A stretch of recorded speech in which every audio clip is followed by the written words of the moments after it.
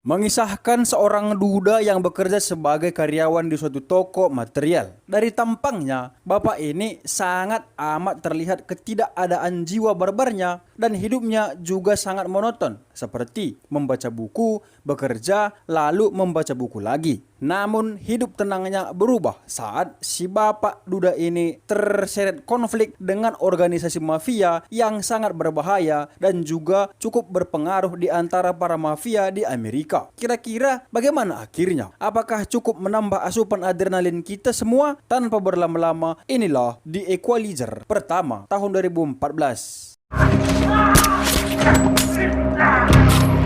Pukul 7.30 pagi di negara paman kita, yakni Uncle Sam atau Amerika Serikat. Bersama kita melihat karakter utama kita, yakni Robert McCall atau kita panggil saja Robert. Terlihat beliau sedang bersiap untuk berangkat kerja. Singkat cerita, inilah si Robert di tempat kerjanya sebagai karyawan toko material. Dan kita juga melihat kalau Robert ini sangat-sangat ramah kepada kru yang lain. Bahkan dari dua orang pemuda ini juga kita ketahui kalau si Robert ini dulunya penyanyi. Know what you did before you got here. I was a pip. So which one were you? Man, that's him with a Malam pun tiba, terlihat Robert sedang berada di sebuah kafe sembari membaca buku. Yang bersamaan dengan itu, datanglah seorang wanita pengencirit dan mereka berdua sempat berinteraksi singkat tentang buku yang sedang dibaca oleh Robert. Robert pun menjelaskan sedikit tentang buku tersebut dengan cara pandangnya. fish. Oh, man tied the fish to the side of the boat. On how you look at it. Terry just when he thought that part of his life in the fish. Beberapa saat kemudian, si wanita dihubungi seorang bernama Slavi dan berkata kalau Sugar Daddy sudah menjemputnya. Si wanita hanya bisa menerima dengan pasrah walaupun Daddy Sugar yang dimaksud sering bermain kasar dengannya. Pagi pun tiba, terlihat Robert sedang melatih seorang pria bernama Uco yang bertujuan untuk menurunkan berat badannya agar si Uco ini lulus tes ke security. Si Uco sempat ingin menyerah, namun Robert menyemangatinya. Singkat cerita, malam pun tiba. Seperti biasa, Robert yang memang susah tidur pun mendatangi kafe langganannya. Robert juga memberikan sedikit kue kepada si wanita pengencirit sebelumnya. Si wanita yang merasa Robert adalah orang baik pun menghampirinya dan kita pun tahu nama si wanita yakni Alina. Her real name's Alina. What happened to your face? So stupid. Alina juga bertanya tentang kehidupan si Robert dan yang mana ternyata Robert adalah seorang duda yang istrinya sudah meninggal. Bahkan alasannya membaca buku saat ini adalah untuk menggenapi hobi sang istri yakni membaca 100 buku. Si Alina juga memberi sebuah DVD yang berisi lagu-lagu si Alina itu sendiri karena Alina punya cita-cita menjadi penyanyi. Namun tak bisa karena dunia yang dijalani Alina bukanlah dunia yang kita pandang selama ini, gitu kira-kira. It's not professional. Alina, the singer, I think you can... Maybe in your world, Robert. Karena malam semakin larut, mereka berdua pun pulang berjalan kaki sembari cerita yang tak terasa kemudian rumah Robert sudah dekat. Yang bersamaan dengan itu, langkah mereka terhenti karena sebuah mobil dan dua orang Rusia menghadang mereka. Bahkan salah satunya sempat menampar si Alina dengan alasan si Alina melawan pelanggan. Yang artinya, si dua orang ini adalah bos Alina. Si bos tersebut pun memberi Robert sebuah kartu nama bertuliskan Russian Night dan pergi membawa Alina. Sedangkan Robert hanya bisa terdiam tanpa berbuat apa-apa. Что ты сделала с этим, Клин? This girl. Just no call this number. I send you another. Better.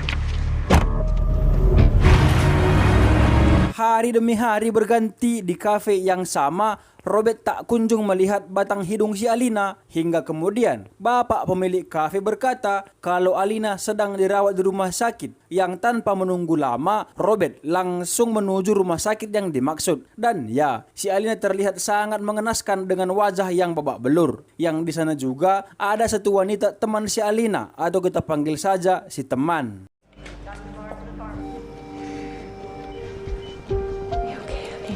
Saat si teman sedang mengambil minuman, Robert pun menolong dan bertanya keadaan Alina. Si teman pun menjelaskan kalau mereka bekerja di bawah naungan seorang bernama Slavi dan penyebab Alina terluka adalah karena Slavi memukuli si Alina. Tidak hanya itu, si teman juga berkata kalau saja Alina melakukan hal yang sama lagi, Slavi tidak akan segan-segan menghabisi Alina, kata si teman bercerita sembari menangis. So Slavi made example. Burned one girl's face. He said he'd cut her throat. Setelah mengetahui keadaan si Alina dan cerita hidup Alina yang sangat memprihatinkan membuat Robert jadi galau. Robert juga terbayang-bayang dengan perkataan si teman sebelumnya.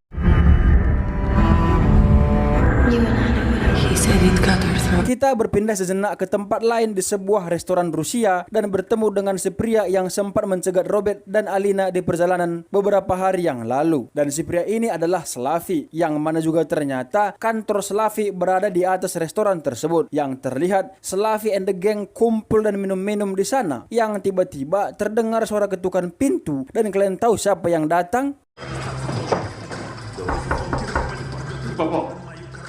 Ya, dia adalah Pak Robert. Dengan tenang tanpa ekspresi, Pak Robert masuk dan berhadapan dengan si Slavi sembari menyerahkan $9.800 cash demi kebebasan si Alina. My name's Alina.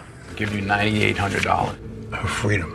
Yang tentu saja Slavi menolak permintaan Pak Robert dan langsung mengusirnya. Now go back to your house. Let her talk to me, huh? She'll be used up by then for sure. Dengan tenang Pak Robert berjalan ke arah pintu dan bukannya keluar. Pak Robert malah mengunci pintu tersebut yang mengisyaratkan kalau tidak ada yang akan bisa keluar dari ruangan tersebut. Yang mana langkah kecil ini membuat saya penasaran. Siapa kira-kira Pak Robert ini? Pak Robert pun berdiri tegak dengan ekspresi tenangnya. Pak Robert pun melakukan sebuah hipotesa kilat seperti mengobservasi ancaman dan eksekusi yang keberhasilannya 100%. Dan kemudian Pak Robert menyetel jam tangannya lalu kemudian mengeksekusi satu persatu Slavi and the gang dengan senjata mereka sendiri. Yang dalam kurun waktu 19 detik, kelima orang ini wasted tak tersisa. Robert juga melihat dan sempat menasihati si Slavi di hujung hayatnya.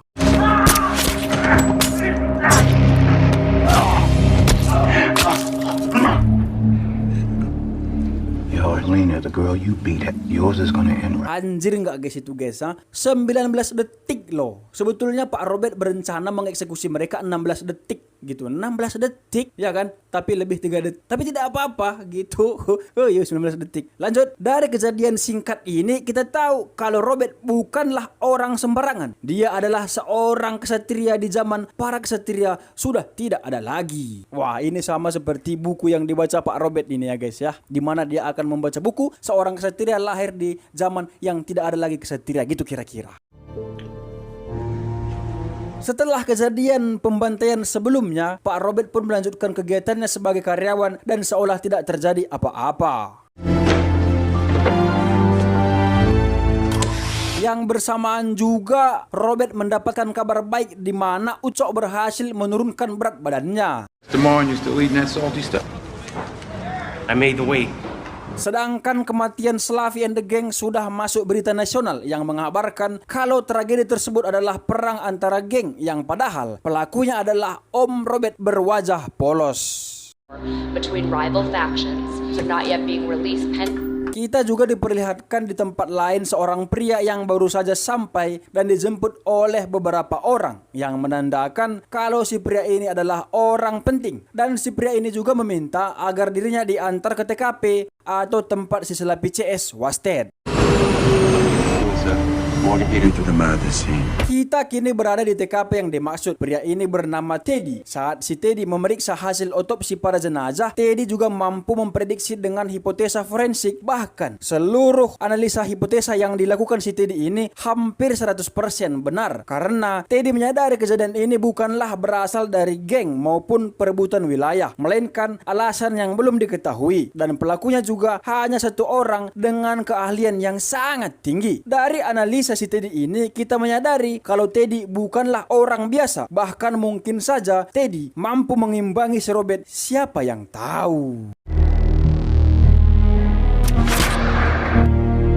Dan disinilah kita tahu kalau si Teddy ini adalah utusan bos besar kelompok si Slavi, yakni si Punskin. Teddy dikirim untuk menyelidiki kasus seperti tragedi si Slavi ini atau kasus-kasus sulit lainnya. Dan orang-orang yang menolong beliau saat ini adalah para polisi dan FBI yang korup. Mr. Pushkin calls in when I'm accountable now. Yes. I'm not here to say, I'm here to tell you what to do. Sedangkan di tempat lain, yakni di tempat kerja Robert, mendapat informasi kalau si Ucok berhenti kerja, bahkan tidak mengikuti tes security. Robert yang merasa heran pun menjenguk Ucok di kedai ibunya yang ternyata habis kebakaran. Merasa harinya sedang kosong, Robert pun menolong Ucok dan si ibu membersihkan kedai tersebut.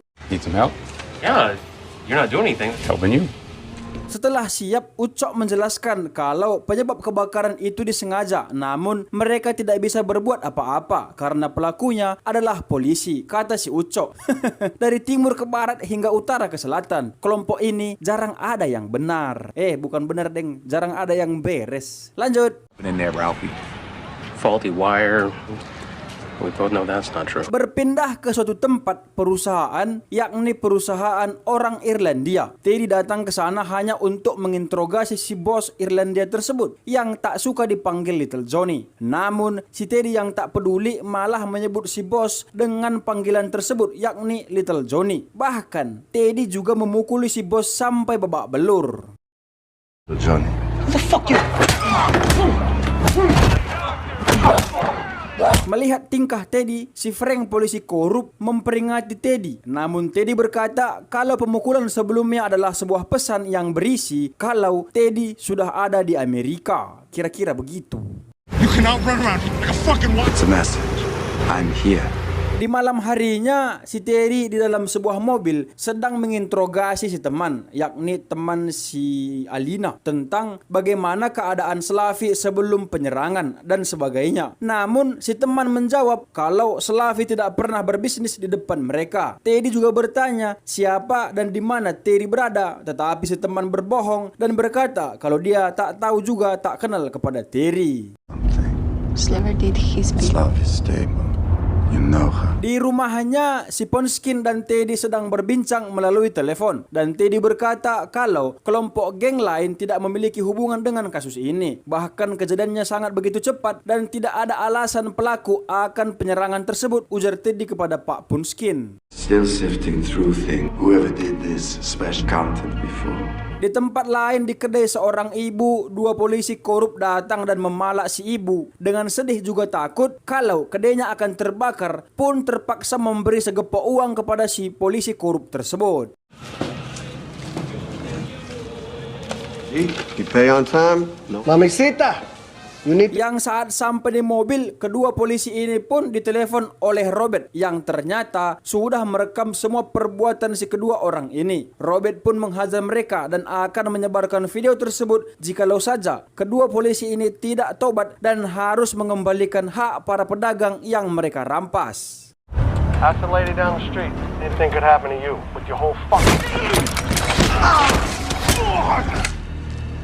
Tomorrow you'll have returned all the money. Yang tentu saja di pagi harinya kita melihat dua orang polisi sebelumnya yang sempat dihajar oleh Robert pun mengembalikan uang para pedagang yang sempat mereka peras. Dan itu sangat memalukan, kata si polisi. That fucking hurt more than the beat. Di pagi harinya terlihat juga di toko, si Ucok sudah masuk dan mulai bekerja lagi bersama Pak Robert. Mr. McCall, Kita dibawa sejenak ke rumah si teman, salah satu wanita pengencirit teman si Alina. Kalau kalian ingat, Teddy kembali menginterogasi si teman tersebut tentang kedekatannya dengan Alina. Si teman yang takut pun hanya bisa berkata kalau saat di rumah sakit saat menjaga si Alina, ada seorang pria yakni Robert, seperti yang kita ketahui juga, datang menjenguk Alina, kata si teman kepada Teddy. Teddy yang marah karena sebelumnya si teman membohonginya pun langsung menghabisi si teman saat itu juga.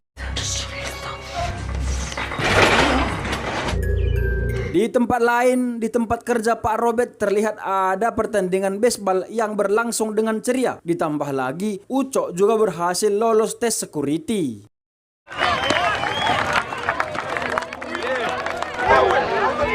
Di malam hari di tempat lain, tepatnya di kantor Teddy bersama ketiga FBI korup, Teddy menjelaskan rasa curiganya terhadap seorang yang tak lain dan tak bukan dialah Robert McCall. Ya, gambar tersebut memperlihatkan si Robert.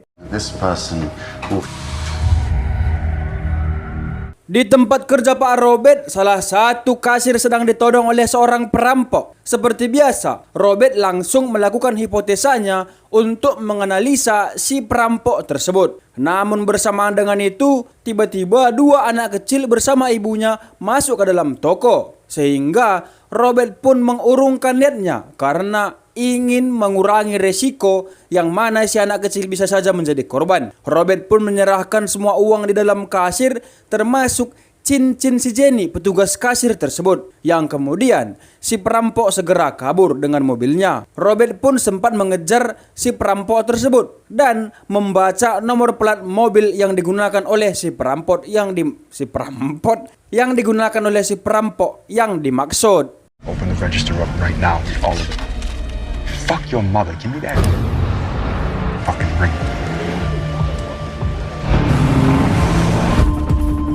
Yang beberapa waktu kemudian para polisi pun datang ke TKP dan informasi dari mereka berkata kalau para pelaku ini sudah merampok di tempat yang berbeda sebanyak 4 kali, bahkan sudah ada 1 korban jiwa. Mendengar informasi tersebut, Pak Robert langsung berekspresi tidak suka, yang kemudian dia pun mengambil sebuah palu godam yang kecil. Hingga singkat cerita, pagi pun tiba, terlihat di laci ibu Jenny cincinnya sudah kembali. Pak Robert juga mengembalikan palunya yang terlihat berlumuran darah, yang secara tidak langsung menjelaskan kepada kita kalau perampok sebelumnya sudah wasted di tangan Pak Robert dengan palu godam yang dibawanya. Kira-kira begitu.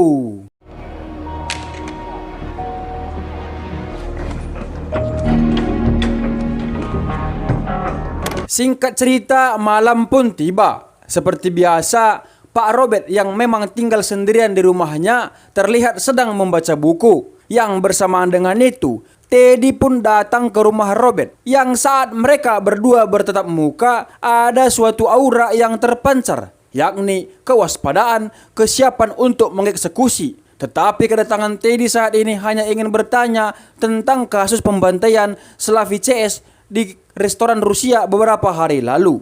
Namun, seperti biasa, Pak Robert yang memang sudah sangat ahli dengan tenang menjawab kalau dia tak tahu dan alasan Robert ke sana hanya ingin bertemu temannya. Namun tak jadi karena si kawan yang dimaksud terhalang oleh anaknya yang demam. Si Teddy pun pergi, namun Robert tahu kalau Teddy bukanlah polisi, sehingga Robert kembali bertanya, "Hei kamu, bagaimana kamu menemukan aku? Aku tak aktif di media sosial. Aku juga selalu bayar dengan cash. Tak pernah juga aku reservasi via online," kata si Robert. Teddy pun menjawab, Bet, itu adalah keahlian kami. Kami akan menemukan siapapun yang ingin kami temukan, kata Teddy berlalu pergi. Remember anything? How'd you find me? I paid cash. That's what we do, Mr. McCall. We need to find. Di pagi hari saat bekerja, anak buah Teddy mulai memata-matai si Robert dan mengambil beberapa foto teman-temannya seperti si Uco, si Lukas, si Markus, Yohanes, Petrus, dan Matius. Juga si Zacchaeus. Lanjut, di rumah si Teddy, para polisi bawahannya pun menunjukkan file-file dan biodata si Robert, yang terlihat kalau Robert hanyalah bapak-bapak biasa yang sudah bekerja di toko material yang tersebut selama 40 tahun. Namun Teddy yang sudah berpengalaman dan tahu cara melihat bagaimana mimik wajah seorang pun tahu kalau biodata tersebut hanyalah buat-buatan ataupun akal-akalan para organisasi tertentu yang melindungi Robert, kata si Teddy. Sehingga Teddy yang penasaran pun memerintahkan kepada bawahannya tersebut untuk menangkap Robert dalam keadaan hidup-hidup. This is what we have on Robert McCall. So educated, works straight forward. Lies, fabricated, live.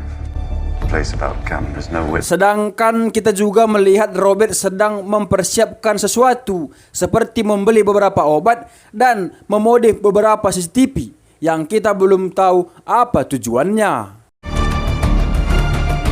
We need to take him. Beberapa hari berlalu saat Robert sedang membaca buku di kafe langganannya, datanglah seorang pria berseragam PLN yang kemudian Robert bertanya, "Hei anak muda, apakah kita harus menunggu orang lain atau hanya kamu seorang? Karena dari tanganmu, kamu bukanlah petugas PLN," kata Robert. Dan ya, si pria mendekati Robert dengan senjatanya sembari memerintahkan si Robert untuk masuk ke sebuah mobil. Namun dengan tenang, Robert langsung menghantam si pria ini dengan bukunya hingga wasted. Anjir bro, ini kayak with a fucking book gitu bro. Kalau John Wick kan with the fucking pencil gitu ya kan, tapi ini si apa namanya nih, si Robert ini dengan buku gitu bro ya kan. Setelah si PLN ini wasted, Robert langsung merusakkan sebuah saklar hingga menyebabkan adanya pemadaman listrik di area tersebut.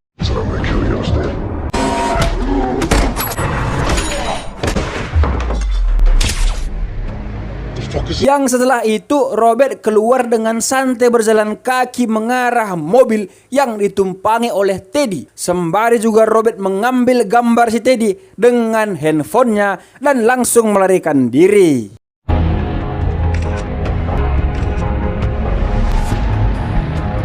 Melihat si Robert yang pergi melarikan diri, para polisi pun segera berpencar untuk mencarinya. Teddy pun sempat juga berpesan untuk menangkap si Robert dalam keadaan hidup-hidup.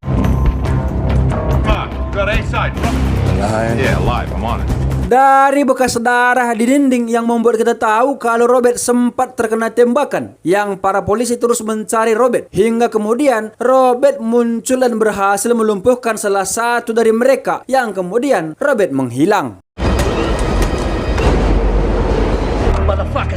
Ternyata Robert berada di rumahnya dan memanaskan secangkir madu untuk mengobati luka tembak di kakinya saat di kafe sebelumnya. Yang bersamaan dengan itu, Teddy CS sudah mulai mendekati dan mulai memeriksa rumah Robert, dan yang mana ternyata ya, Robert tidak ada di sana, melainkan ada di rumah yang tidak jauh dari rumah sebelumnya. Bahkan Robert juga mengawasi mereka dari kamera yang sempat dia modif dahulu. Bahkan si polisi ini juga sempat percaya kalau Robert ingin pergi ke Meksiko. Namun Teddy tahu kalau semua ini hanyalah jebakan. Dan Teddy juga sadar kalau Robert sedang mengawasi mereka dari tempat yang tak jauh dari posisi tersebut. I knew this was coming. LeBron, Let's get someone down there. He's not going anywhere. He's watching us. Di pagi harinya terlihat Robert mengunjungi sebuah tempat dengan rumah yang cukup besar dan pekarangan yang sangat luas. Maksud Robert ke sana hanyalah menemui seorang teman lama yakni bernama Susan, dan mereka pun makan bersama. Susan juga sangat bahagia melihat sahabatnya si Robert. How is it you? Tell me what's going on. Maksud kedatangan Robert adalah untuk meminta tolong kepada Susan mencari tahu profil si Teddy, yakni musuhnya itu begitu. Di pagi hari saat si Robert dan Brian, suami Susan, bermain catur, Brian pun cerita kalau pemakaman Robert sangatlah indah. Yang artinya selama ini Robert berpura-pura wasted agar bisa keluar dari CIA ataupun DIA dan hidup tenang tanpa pertumpahan darah. Gitu guys, sehingga terjawablah sudah siapa Pak Robert selama ini. Yang dia adalah salah satu anggota CIA terbaik yang kita bisa lihat di awal film, yang mana dia mampu membunuh selapi CS dalam hitungan detik. Kira-kira begitu. You had a nice funeral, engagement. Singkat cerita, Susan pun datang dan menjelaskan profil si Teddy kepada Robert, yang mana Teddy adalah mantan anggota Spetsnaz, salah satu pasukan khusus Rusia. Tidak hanya itu, si Teddy juga sangat cerdas, bahkan juga buronan di beberapa negara di dunia. Susan juga memperlihatkan dua polisi korup yang sempat menolong si Teddy beberapa hari yang lalu, yang kini sudah wasted dengan mengenaskan, di mana si dua polisi ini tersumbat oleh telurnya sendiri, yang dan itu adalah kas pengeksekusian oleh mafia Rusia. Gitu kira-kira. Ayo, saya lama-lama saya nggak jelas lagi, guys. What are the other oligarchs or Teddy Ransom? Skill set honed and spits. He's formidable and smart. Merasa semua sudah cukup, Robert pun pergi dari rumah Susan dan membawa kita ke rumah si polisi bernama Frank. Yang saat terdengar bunyi alarm mobilnya, si Frank pun keluar dan memeriksanya. Namun tiba-tiba, ya, Robert muncul dan menghantam si Frank sampai pingsan. Yang saat sadar, Frank berada di dalam mobilnya yang Robert sudah pasangi selang yang terhubung ke knalpot, sehingga menghasilkan gas karbon monoksida yang cukup beracun, bahkan bisa membuat seorang wasted dalam hitungan detik. Yang mana ini pun juga membuat si Frank minta ampun. Just let me go.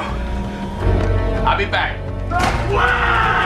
Dan singkat cerita, sampailah Frank dan Robert di salah satu tempat usaha pencucian uang mafia Rusia yang dipimpin oleh Panskin, yang juga adalah bos si Teddy, yang dijaga seorang pria bernama Andri. Dengan keahliannya, si Robert mampu menundukkan mereka, juga menutup seluruh operasi tersebut. Robert juga menyuruh Frank menelepon polisi dan meninggalkan si Frank terborgol di tempat tersebut. So on behalf of Mr. Pushkin, call it in. Yang tentu saja beberapa saat kemudian para polisi pun datang dan mengamankan area, seperti menangkap si Frank dan para penjahat yang lain yang juga terkurung di sana, yakni Andri dan anak buahnya.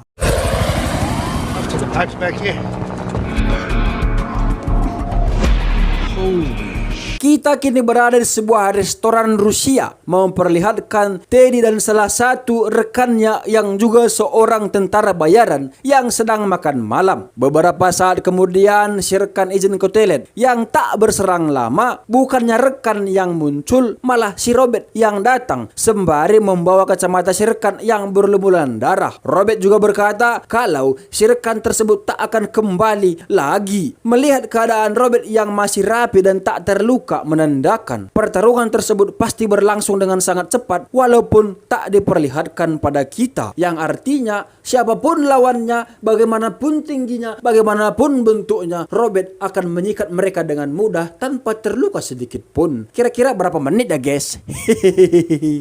My men will find. I got the pace. He's not coming back. They have my attention.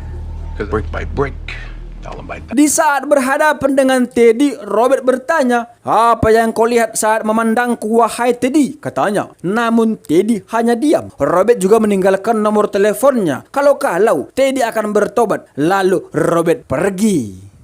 I'm giving you the opportunity.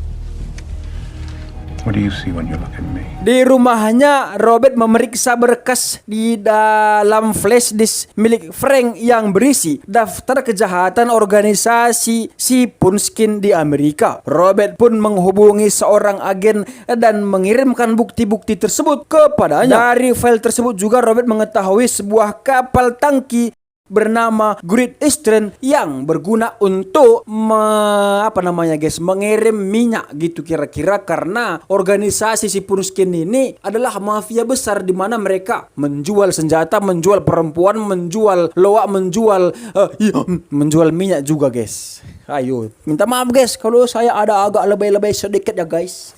Kacau lah ini bah. How can I direct your call? Agent Mosley, please. Concerned citizen. Make sure you're sitting down when you... Dan kita pun dibawa lagi ke sebuah dermaga, yang mana di sana ada kapal yang dimaksud, yakni Great Eastern. Dan terlihat Robert baru saja keluar dari area kapal tersebut, yang bersamaan dengan itu tiba-tiba terjadilah ledakan yang sangat besar, bahkan membumi hanguskan si kapal-kapal yang ada di sana tanpa tersisa.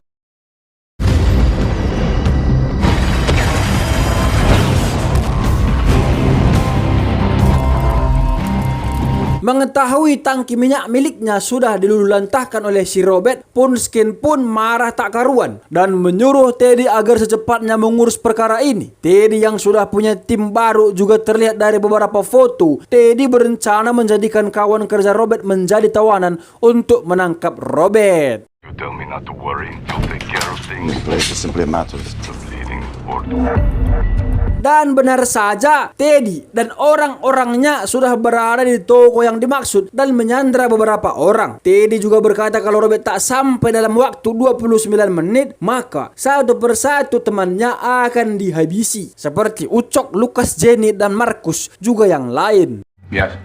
Mr. McCall? It's with you. Jenny, Brian? My men there will kill them in Unless they're here in 29. Robert yang baik hati juga cinta kawan datang untuk menyelamatkan mereka, yang mana satu anak buah Teddy, seorang sniper, sudah standby untuk eksekutor. Namun terlihat Robert sudah tidak ada di bus tersebut dan hanya tinggal handphonenya di sana. Здесь готовься. You're willing to die for your Yang saat Teddy ingin membunuh salah satu kawan si Robert, tiba-tiba terdengarlah suara musik di toko tersebut yang kemudian mengalihkan perhatian mereka. Si anak buah pun membawa Ucok untuk menonaktifkan musik yang dimaksud. Бей одного. Is that coming from? I don't know. Which way? Saat sampai di ruang kontrol yang dimaksud, tiba-tiba Robert muncul dan menghajar si anak buah. Lalu kemudian Robert menjebak anak buah yang lain yang menjaga kawan-kawan Robert. Sehingga inilah yang terjadi.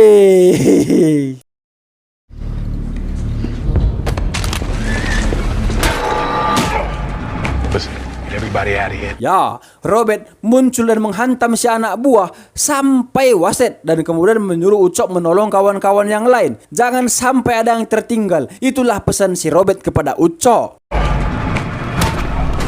Listen, get everybody out of here. Setelah mengetahui dua anak buahnya wasted di tangan Robert, Teddy pun menelepon Robert dan berkata, "Hey Robert, aku datang menemuimu," katanya. Robert dengan tenang menjawab, "Oke, kutunggu ya," gitu kata si Robert sembari berusaha menyelamatkan teman-temannya. Very clever, Mr. McCall. I decided to come and see. I'll be waiting for you. Teddy CS pun menyisiri toko yang kemudian seluruh lampu di dalam toko tiba-tiba padam dan seluruh pintu juga tertutup, yang artinya Robert sudah berkata kalau tidak akan ada yang keluar dari toko tersebut dalam keadaan hidup tanpa seizinnya.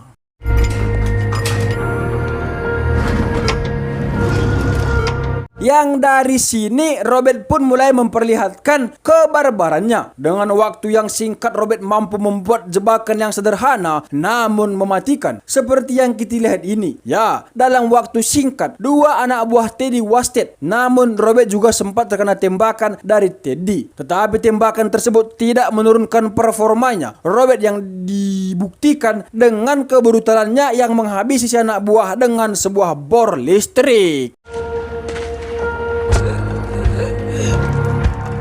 Hingga di suatu ruangan, Robert dan satu anak buah Teddy pun bertarung dengan keahlian masing-masing. Dan terlihat Robert sempat kewalahan dalam pertarungan tersebut. Hingga sampai akhirnya, Robert pun mampu menghabisi si pria tersebut dengan sedikit kewalahan.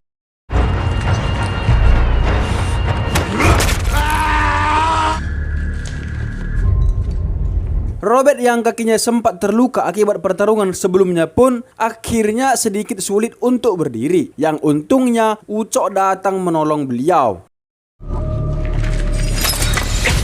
Mr. McCall, duck 90 my ass. Di saat mencoba melarikan diri, si Ucok yang menolong si Robert pun tertembak di bagian kaki. Sehingga Robert pun mengubah sedikit rencana kira-kira seperti ini. Now listen, I'm gonna need you to do something. Can you make it to the break about 40 seconds? Exactly. Ucok berlari ke ruangan tempat sekring atau tempat untuk mengaktifkan listrik dalam toko tersebut. Sedangkan Robert pergi ke dapur toko sembari membawa sebuah tabung berisi propilena atau zat yang sangat mudah meledak karena memiliki titik didih yang sangat rendah. Dan saat si anak buah masuk ke ruangan kantin toko tersebut, tiba-tiba bersamaan menyalanya listrik, inilah yang terjadi.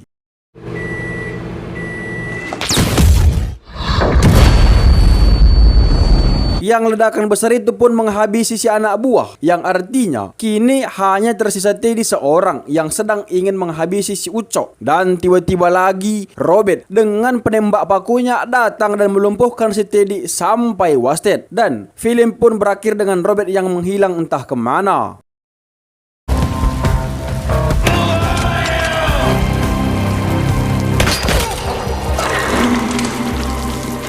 Yang mana ternyata kini Robert berada di Rusia, lebih tepatnya di kediaman si Punskin. Dengan dingin Robert berkata kepada Punskin kalau Robert ingin kepala sang ular untuk kedamaian. Yang beberapa saat kemudian Robert menghilang. Si Punskin pun mencoba mencari senjatanya yang tiba-tiba I want the head of the snake.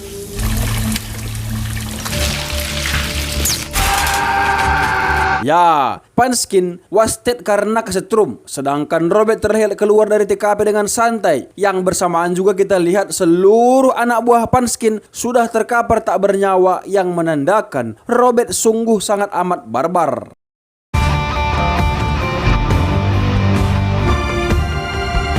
Setelah memastikan jaringan mafia si Punskin sudah dibasmi sampai ke akar-akarnya, Robert pun kembali ke kampung halamannya, yakni di Boston. Sepulang kerja, Alina datang menjumpai Robert dan mengucapkan terima kasih. Tidak hanya itu, Alina kini sudah merdeka dan akan mengejar cita-citanya sebagai penyanyi. Dan film pun diakhiri, yang mana Robert akan pergi ke Turki untuk menyelamatkan seorang anak kecil. Tanpa berlama-lama, bye-bye. I've been swinging by the last few days. Night and day.